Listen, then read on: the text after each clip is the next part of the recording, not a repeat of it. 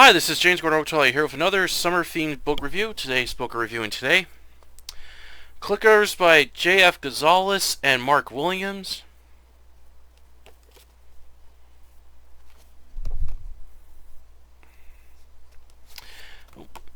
This was first published by Word Shell Hard Factory on January 1st, 1999. This edition from Dead Sight Press is from 2011. This was a decent read, I'm gonna say. This is a reread. I read this book a very long time ago, and the first time I really enjoyed it. But my second reread of this book, I didn't like it as much as I did the first time. I will say, like, the beginning of the book gets off to a really good start. It has some interesting characters. I like the location that the novel takes place in, and I absolutely love the way these clickers look. These crab scorpion hybrid creatures, they're really cool looking. They're very deadly, especially if they're attacking a swarm. And I really like these things. They just wreak havoc and destruction on the people of this town as they're trying to desperately fight these things off. Like, this book has some good things going for it. However, towards the middle and finale of the book, I really didn't like how the story ended, and a bunch of other things I didn't like. And I'm kind of on the fence with this novel. Like, there's parts of it I like, and there's parts of it I don't like. It's kind of like the same issue with Bloodworm. Like, that book had some good parts in it, but then the rest of it not so much, like this one. So I'm really kind of one part of me likes the book, the other part of me doesn't like it. This was like a decent read, and yeah, I just didn't enjoy it that much as I did the first time. I was reading about there's a series that the author J.F. Gonzalez co-wrote 3 more books with Brian Keene, and I looked those up, and those didn't interest me. I'll explain more of those about that series after the review, and my many other issues and problems I have with this book. Yeah, I wish this book could have been a lot better. If it didn't have the issues and problems I have with this novel, this would have ranked a lot higher for me. Alright, on to the book review, and spoiler alert, I will give away crucial details within the story. Plot. Out in the cold October sea in the Atlantic, Captain Kim Isaac on board his fishing boat. It's the worst storm he's seen in 20 years. The sky is so dark and cold, with the birds and even the fish acting strange, which has been making it difficult for his crew to catch cod. When they finally gotten a large catch, he plans to return to shore with the weather getting worse. Suddenly something pulls on the net hard that causes it to rip and loose several fish. Kim orders the net brought up on board at once. When they do, Kim and his crew are horrified to see a large red crab-like scorpion hybrid creature within the net. It then begins slicing through the thick net. With Ralph grabs a high-powered rifle and tries shooting it, but the rough waves causes him to miss his shots. The crab hybrid creature breaks and goes into the hull of the ship, causing further damage, with more of them suddenly appearing. With the storm now over the ship with heavy rainfall, Kim orders his crew to cut the net and get out of here, but the crab creatures attack his ship, causing men to fall overboard and disappear into the pitch-black sea. Kim tries getting his remaining crew members to the lifeboats, but it's too late as he's stabbed in the back by the crab creature. The next day in northern Maine, Rick Sidecheck driving his baby blue 73 Plymouth Satellite towards the town of Philsport, a successful horror writer with a few hit horror novels that have allowed him to quit his job and work full-time as a writer. But after his biggest selling novel, Baron Samedi, earning him a large paycheck, he is hit with writer's block and is worried about his career. His friend Sean suggests he goes to take a trip out into Maine and look for inspiration along with a nice getaway to relax. After packing his things, he leaves his home state, Philadelphia, behind him. While driving through the pouring rain and listening to his Alice Cooper album Billion Dollar Baby, he suddenly sees something on the road and crashes into it, causing him to drive his car off the road and into a ditch, whacking his head off the steering wheel, knocking him out. Rick awakens inside his car, hearing a voice. He turns and is helped out by Deputy Russell Hanks, or Rusty as everyone calls him, after getting out of his Plymouth and sees his car is wrecked badly. Rusty calls in a tow truck to take his car to the garage and offers a lift into town. Rick takes out his computer gear while leaving his luggage behind in the car, then places it into Rusty's patrol car. Then Rusty finds a large crab claw, which he takes as evidence for the accident. Rusty takes him into Phil's Sport and visits Dr. Glenn Jordanson. He does a medical checkup and doesn't find any serious injuries with Rick, but gives him some painkillers for his headache. When Glenn asks about the accident, they show him the crab claw they found and plans to study it. Before leaving, Rusty tells Glenn they got an offer in their town, which he's interested in checking out his horror novel, Night of the Devil.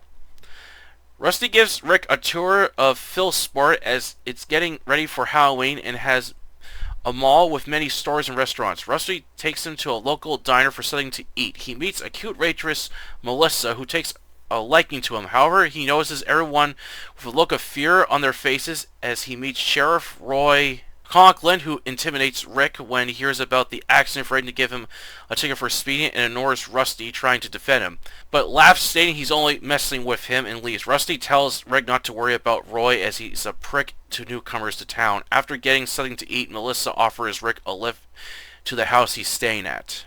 After setting everything up and relaxing for a bit, and is told it will take several weeks to get his car fully repaired, but he's fine with that as he's staying here for a few months. Rick decides to put on his leather jacket and go for a walk on the beach. He sees the dark clouds coming towards town as Rusty warned him earlier that a big storm is coming.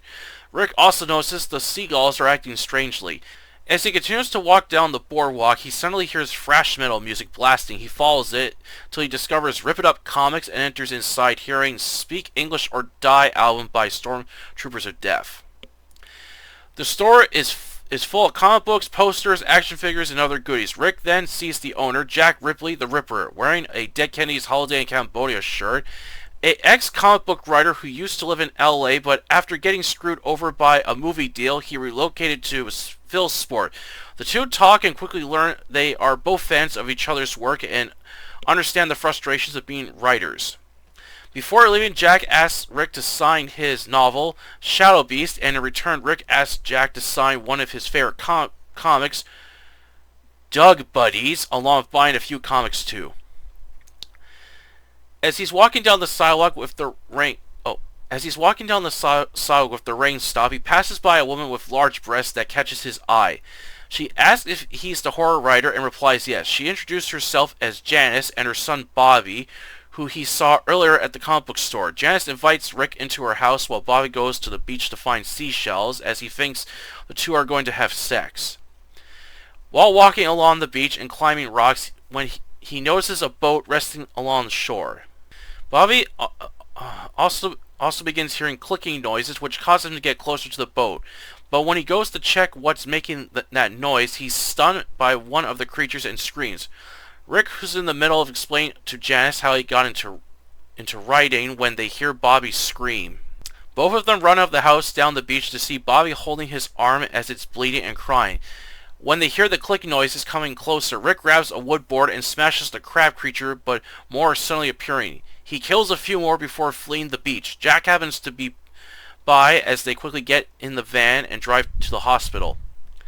While waiting to hear back from Dr. Glenn, Sheriff Roy appears and gets in Rick's face after hearing what happened to Bobby as he doesn't believe Rick's story. He tells him off but apologizes. However, Roy isn't facing him and leaves when he gets a call from Rusty that the town of Phil's Sport has suffered a power outage. Rick is thankful as he feels dread whenever Roy is near him. When both Roy and Rusty reach the power plant during the heavy downpour, they enter inside but don't see anyone. Roy begins mouthing off about newcomers to his town, along with his views on blacks, hippies, and gays, as he strongly dislikes them, with Rusty fearing him at first, but begins to tell him off and threaten to report his abuse on the town after having enough of him. And even the thought of killing him. Roy stares back at him with his gray eyes in a threatening expression, with the two of them drawing their guns on each other till they hear clicking noises. They find mutilated bodies with Rusty vomiting as Roy laughs at him. Roy moves further for the power plant and finds a worker badly injured and kills him, blowing his brains out with his magnum. Angered by what he's seen, Rusty snaps at Roy for losing it as Roy threatens to shoot him when suddenly Rusty is stabbed in the back by a creature. Roy laughs watching his deputies struggle to fight back. Rusty is able to kill the creature with his .30 revolver, then shoots Roy's Phi, causing him to collapse, the two of them trying to escape the power plant with more crab creatures appearing. Roy reaches his cruiser and goes to finish off Rusty, but kills a creature at his feet. Rusty being torn apart, Rusty gets in and flees. As he's speeding away, planning to getting a group of men to join him and hunt down these hybrid crab creatures, thinking he won't have any problems with his town anymore. His daydream causes him to crash his car into a dip as he's forced to limp across the beach, with his wounded leg causing more pain. Roy then hears the clicking noises as he quickly gets over to a pine tree as he shoots at the crabs while pulling himself up. Roy barely avoids getting sliced or stabbed with their tails, with a few of the branches breaking under his weight. Grunting as he reloads, trying to save his remaining rounds while thinking about his time in the Vietnam War and how much he enjoyed combat and killing people he didn't like, until he got wounded in battle and was sent back home, unable to adjust to normal life with his bitter and racist views building up over the years. Roy snaps and plans to do whatever he wants and kill anybody he hates. He then finds a raccoon up in the tree hissing at him. He kicks at it, causing it to fall, and watches it being torn apart by the crabs while grinning to himself. He waits till the crab hybrid creatures leave, then climbs down. Meanwhile in town, Dr. Glenn tries sending out a call for help on the CB radio, but only gets static and the phone lines are down. He begins to study the claw and other parts of the crab creature Rick brought back, trying to understand what they're dealing up against. Rick goes to the police station but finds it empty. He then checks on Jack, who is closing up his comic store, when the two men suddenly hear a boy scream. They go to check it out and are horrified to see the clickers, as Rick calls them, feasting on the boy. Both men run into a bar and close the door, with the owner, Earl, getting a hunting rifle. Rick grabs a hunting rifle. The clickers appear as both men begin shooting at them. While their shots kill the creatures, however, more are appearing as they realize they need to get out of town at once. But Rick remembers Janice and her son Bobby. Both he and Jack go to get them out. As the storm rages on, with the clickers swarming the town of Philsport, killing anybody and any living thing on sight, Rick and the others struggle to stay alive and fight off this swarm of clickers, but not only that, they have to deal with Sheriff Roy, who's gone insane and is killing anyone in sight. Can Rick or anyone else make it out alive in a town infested with the clickers, or are they all doomed? Clickers was a decent horror novel. While the beginning gets off to an interesting start, however, by the middle and last act of the novel becomes very boring with not much happening, and felt the ending could have been way better. A mixed bag of good and bad characters. While Rick was an interesting character at the start of the novel, but felt he was a pushover at times, not standing up for himself. He, along with a few other characters, makes some bad choices, which leads to the death of some of the other characters, which annoy me, as I was rooting for the cast I liked and cared for, only to see them die in a stupid scene. There were some characters I didn't like, as I felt they were added in for death scenes, but I really hated Sheriff Roy Conklin, a racist scumbag who I strongly dislike the moment he appears in the novel, as it's later revealed he's a town bully that nobody likes and causes nothing but trouble.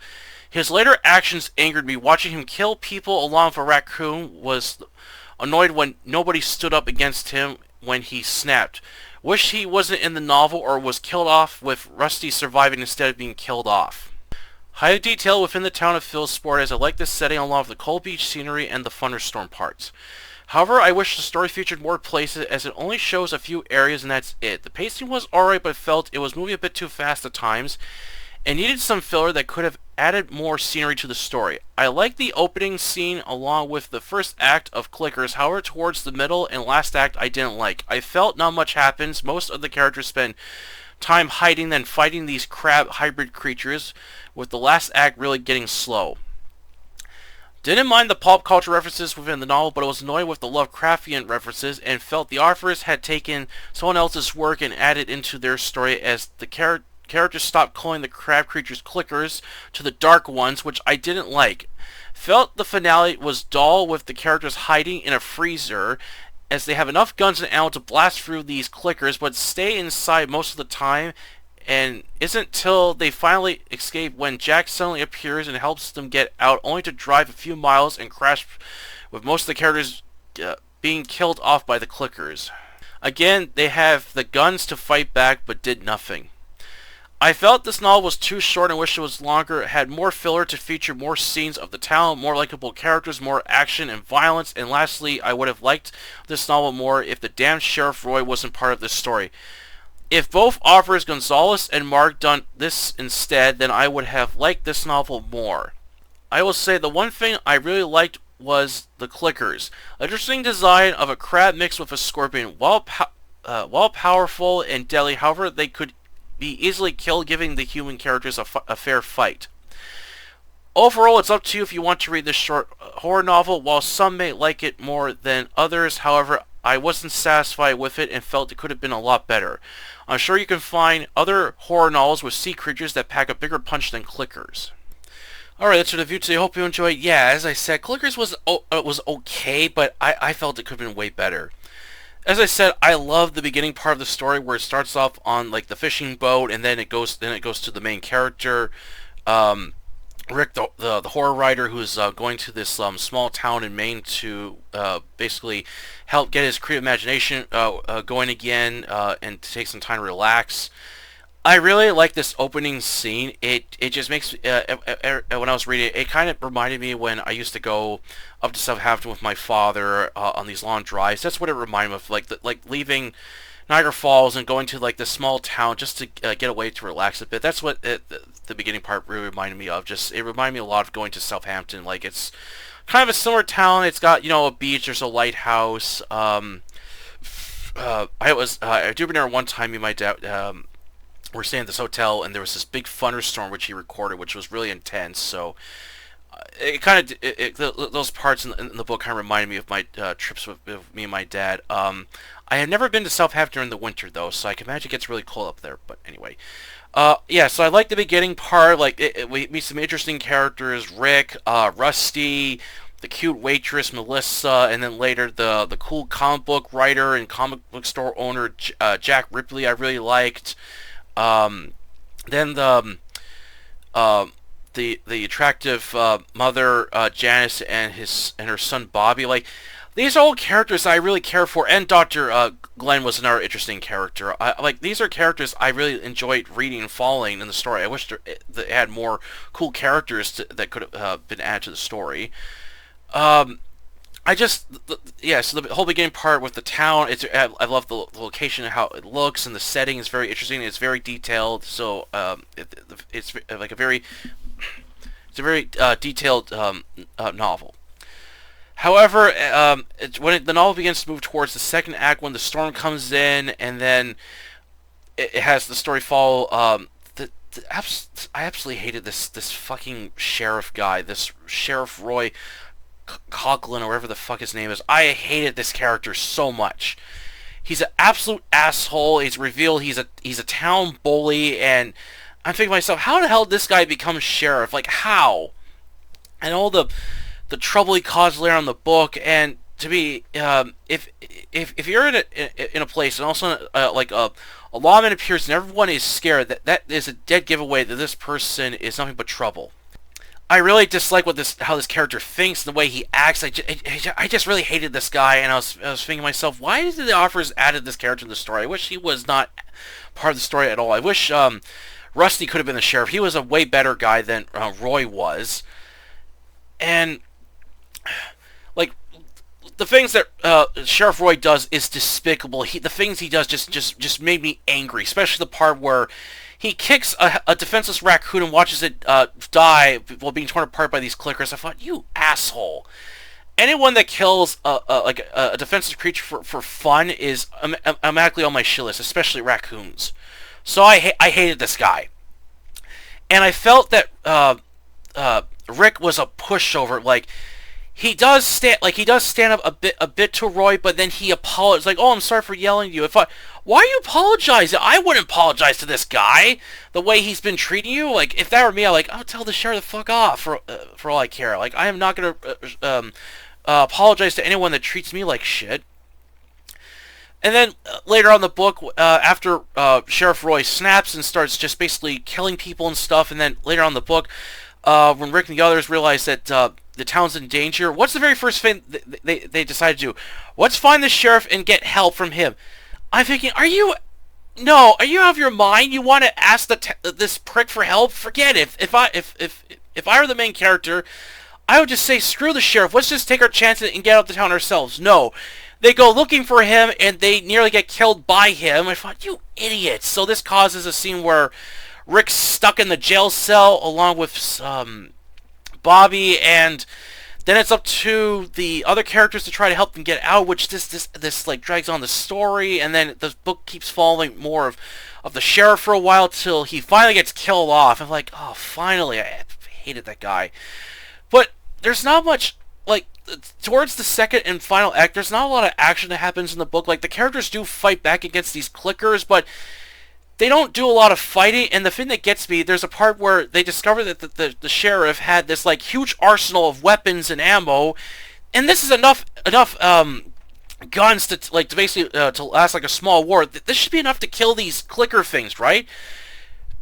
But no, the characters take what they can, and they try escaping, and then they're like held up in a store, and they're hiding in the freezer because it's the only place the clickers won't go in, and they just spend most of the time hiding instead of fighting these things. Like, come on, make something happen already. Like, the book was off to a good start, now it's just getting slow. And, spoiler alert, I absolutely fucking hate this part. When Jack appears to save the characters, thought, okay, he's here to save them all, and they fight these things off, and they drive off. I'm thinking, okay, it's over, right? Nope. It's not. There's, Jack's driving this truck, and they're all in the back, and all of a sudden, Jack loses control. He crashes into, like, some parked car or something, and the characters, they just stay there, and then it isn't long until the clickers appear and kill like half the characters that I liked, and only Rick and another character survive. Are you shitting me? After all these characters have been through, you're gonna kill off all the interesting characters I liked? Really? And the ending I felt was really boring, and I was like, this could have been so much better. And as I said, like at first the book calls these creatures clickers, which I thought was a creative name, but then later on, Glenn says they're called the Dark Ones, and he believes they're related to Lovecraftian work.